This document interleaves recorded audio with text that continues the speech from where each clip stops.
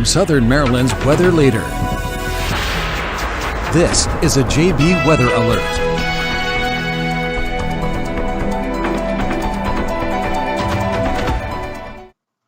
Hello and good morning, everyone. I'm Forecaster John Bordash with you here in the Storm Center this morning, giving you a quick morning update on the severe weather threat, the flooding threat we have across the region, not just Southern Maryland, but through much of the Mid-Atlantic as we head through the day today. I do want to start with the overall storm timeline. I think this really helps out a lot of people on kind of how to plan and when things should be going bad, how bad things could get, and the different threats we're talking about. So for our threats today, it's really going to come down to, I really think, rain and tornadoes. I think that rain threat really does become maximized as we head towards the afternoon hours later on today. I think anytime after 12 o'clock is going to be fair game. We are in a little bit of a lull right now, and if we actually come over here to radar, we can see that. We have heavy rain to the north, heavy rain to the west, but not much going on right now. But we will see, we're already beginning to see, and I'll turn the wind arrows off here quickly. Let me find that button. There we go. We already have some of these storms down here across parts of North Carolina, Southern Virginia that I'm watching very closely. These developing storms will be what really tries to move through later today. And we'll look at Futurecast and how it kind of plays all this out here in just a moment. Let's come back here, though, and let's move this on forward again. I think we're talking about a heavy rain threat as we head throughout the afternoon and evening hours. That wind threat isn't overly high. We could see 25 to 35 mile-an-hour gusts in parts of the region, but these aren't going to be the highest wind gusts we've seen. And this seems to happen every time we go live and I can hear the train I live in front of passing through with a siren.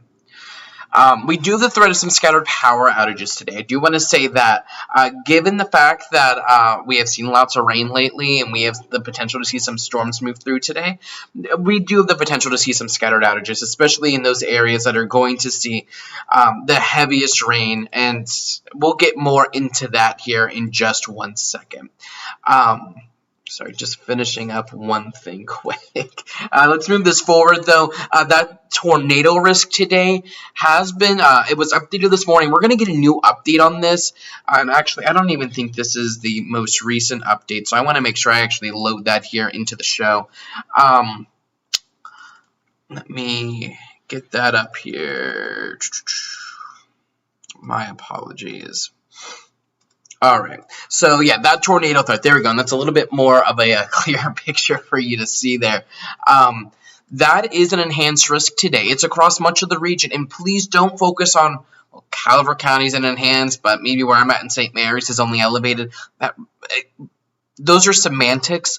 The differences between those are going to be really minute. I don't think that it's really going to matter a whole bunch which threat area you're in, because I think many of us have about the same threat level as we head throughout the day today. But that threat is enhanced for some of us. That tornado risk sits at 10%. For some context, because I know that number seems rather low. A 10%, let me start with, on any given day throughout the year, our tornado risk is between 0.2, so 0.2 to 0.4 percentage points. So that is exceptionally low. So the fact that we're all the way up to 10% is about 20 to 40 times higher than what it normally is. That is why we're really watching this tornado threat. It's not a 100% chance that we're going to see all of this occur across our region, but that threat is there, that someone in our region could see a rotating storm. And this isn't to say that there's going to be many rotating storms, granted that potential is there. It's possible we just see one rotating thunderstorm, but we're highlighting that potential for you today. Just to really break this down for you, we're talking about damaging wind gusts between 60 to 70 miles per hour being possible. Several tornadoes could be possible today, and we have a significant flash flooding risk. And that flood outlook is also, it hasn't changed much. It's still very high and exceptionally rare. Extreme risk has been issued for parts of Pennsylvania, New Jersey, New York, Connecticut. Most of our region sits between an elevated and a significant threat. I really don't want people to get a false sense of security that because they're in the yellow zone and not the red or the pink zone, that everything's going to be good for them. We start every day off at a level 0. So the fact that we're up to level 2 for many of us is rather remarkable and something we need to keep in mind for many of us. This rainfall forecast continues to evolve as we learn more information. I think the one trend we've seen overnight, which could be good news, is that the remnants of Ida could be trying to track a little further north. So that would shift that rain threat a little bit further north. So that would be good news. But that might also allow us to get into even warmer temperatures and can lead to a heightened tornado threat. So we're going to watch that again. We're going to get that update here from the Storm Prediction Center and the National Weather Service after about 9 o'clock or so, and I'll have that for you when it comes out. We do have that flash flood watch in effect for much of the region. 1 to 2 inches of rain is possible, localized amounts to 4 inches. What does that mean? I think probably the 60 to 70% of our communities today in Southern Maryland are going to be looking at between 1 to 2 inches of rain. But on the outsides of that, it's possible maybe you don't even see an inch. Maybe it's possible your community barely sees half an inch of rain today. That is very much a possibility for some communities.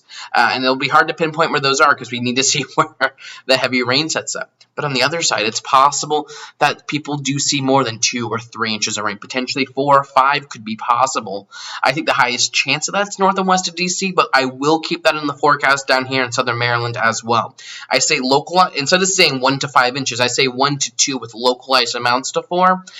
Because I don't think that we'll have enough people receive 3 and 4 and 5 inch amounts to alter the forecast. I think if you see more than 2 inches, that'll be more of the exception, not the rule, if that makes sense. Many of us, though, I think 1 to 2 inches. But again, it really is just kind of trying to pinpoint down where we're going to be looking at some of the heaviest rain. These would be those big headlines for you, which we will come back to. What I do want to do now that we have more people here, because at first the viewership was rather low for what we typically get on these. So I'm happy to see more people are filing on into right now. I want to go over the Futurecast. This is another important graphic that a lot of people like to see. This is going to step you through everything through midnight tonight, and this is from our in-house Chesapeake Bounty Futurecast model. So doing a pretty good job right now. It's showing 9 o'clock, not much going on. This was forecasted. We saw this yesterday and the day before. We were going to see rain overnight, which thankfully missed us to the north and west. We had one long track rotating storm move from Charlottesville to D.C. into Annapolis, or just north of Annapolis, but most of that stayed to our north and west overnight. But we're going to stay dry. We see 10, 11 o'clock. We're still dry. Heavy rain is continuing for areas up north and west. But look at this, and I'm going to bring this back here for a second. Let's get those county lines off. Look at down here in Virginia. These are going to be the storms we're going to watch. We have our area of low pressure with Ida sits right in this region, if you can see my mouse cursor, over West Virginia. With this, we're going to see winds coming from the south, given that we're on the southerly side of the storm, which are going to come from the south. That's going to warm us up into the 80s today, and that predisposes us to a lot of twisting and turning of the winds throughout different layers of the atmosphere. We call that wind shear as a technical term, but that is what is going on. So if thunderstorms do develop, they'll be able to tap into twisting and turning, and it'll be very easy for these storms to start rotating. But look at these storms that are trying to develop down to the south, and you will see as we move forward here, they really start to get their act together, and we start to see them congeal into more of a line. So this could already be pushing through the Charlottesville area, getting near Fauquier County and central parts of Virginia by lunchtime. By 1 o'clock, 2 o'clock, we start to see that first initial line potentially move through. 3 o'clock. 4 o'clock. Look at this. Futurecast is trying to paint pockets of heavy rain in the region. Don't necessarily look at down to the town where they are. Just note that they exist. So we're going to watch this. Again, this is 4 o'clock, impacting that evening commute for you. And then maybe we clear it a little bit, but then we see maybe a secondary line, a third line, a fourth line. And as we push forward here, you can see those try to move through. I mean, look, our Futurecast by 7 o'clock is a nasty storm right off of Park Hall there. And then even into overnight, we see another line potentially try to push in as we head there. And then by midnight, we do begin to dry out. So I do think that this is the threat. This is the state of play as things stand right now. We will monitor this. And I will say this. The goal today is for this forecast to bust. Not that I'm over forecasting this. What I'm forecasting is 100% possible, and I would even maybe say likely. But I would love to see this forecast bust. I would love to see very little of this actually occur. But that potential is there for this to be one of the bigger severe weather days of the year thus far. This isn't to say we're talking about long track like EF4, EF5 Midwestern type tornadoes. We're probably only talking EF0, EF1 tornadoes, rather low there on the enhanced Fujita scale. But any tornado is impactful, especially here in our region where we're not used to seeing, those long track strong tornadoes. I think the last long track strong tornado we saw was the La Plata tornado in 2002, I believe that was, or 2003, one of those two. That was, at this point, almost 20 years ago. We just don't see those types of tornadoes in our region, and I don't think today will be one of those days. I could be wrong, though. The potential is there for that. Low potential for that extreme. Very, very low. I want to make sure I'm stressing that. The goal of this forecast is not to not to hype this up and make you worry. What I do want to show you, and I will say this, we do not have any tornado warnings in effect right now. No tornado watches even. No tornado alerts are in effect right now.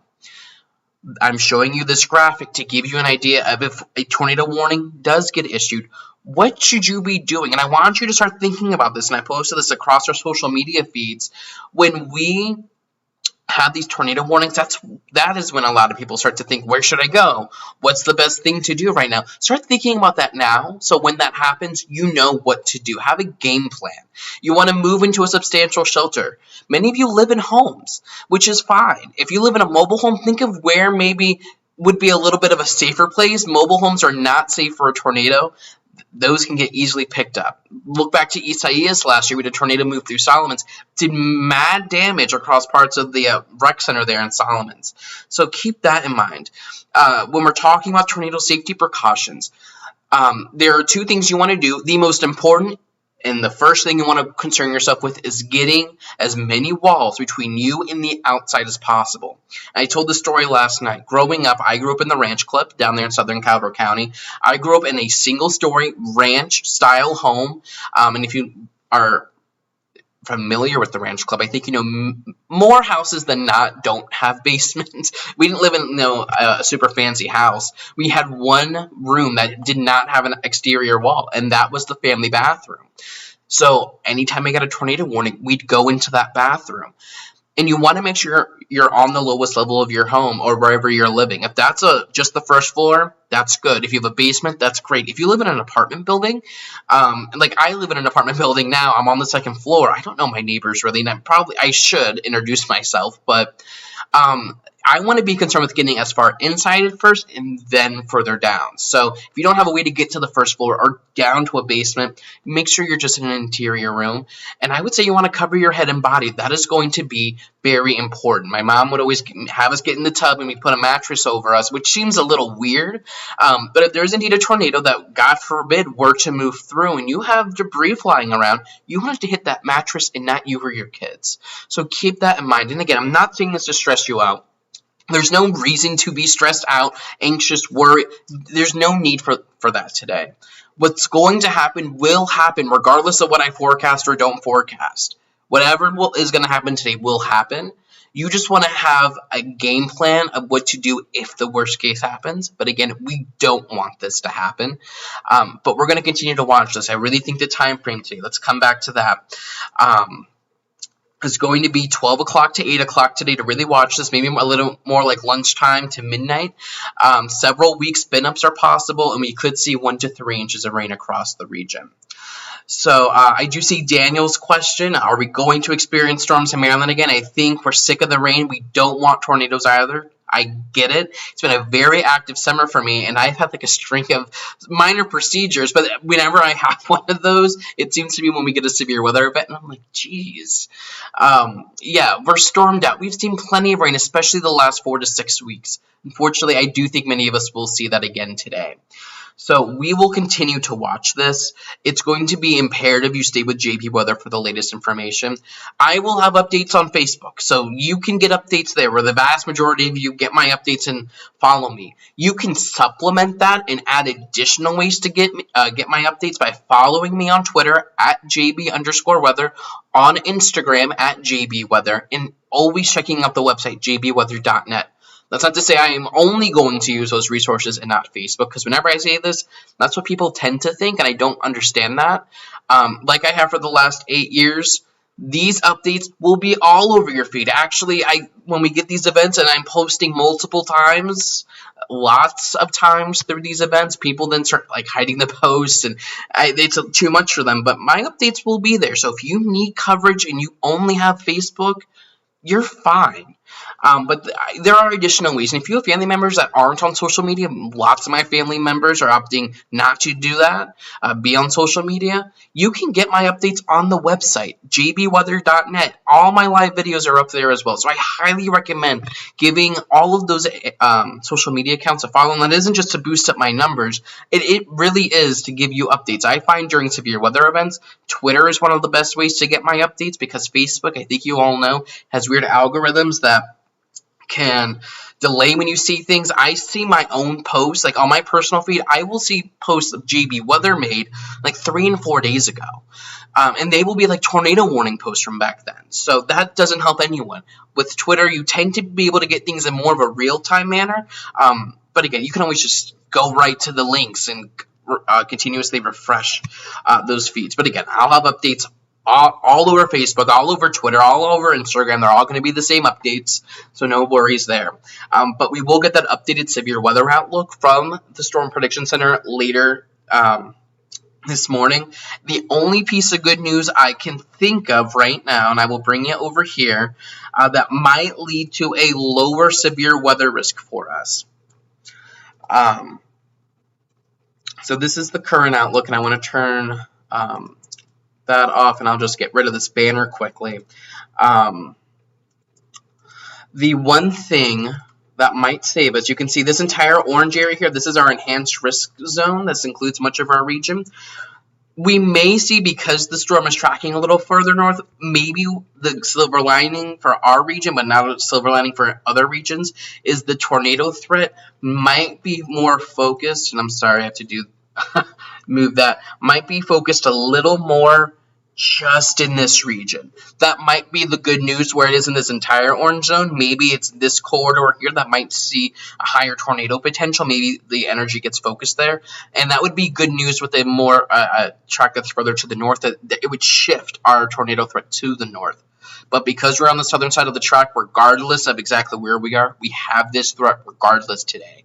So we will need to monitor this. Again, it isn't a guarantee you will see a tornado and everyone will see a tornado and it'll rip through schools and stuff. But the potential is there for some rotating storms that could produce weak and brief tornadoes. So stay weather aware. I will continue to keep you updated.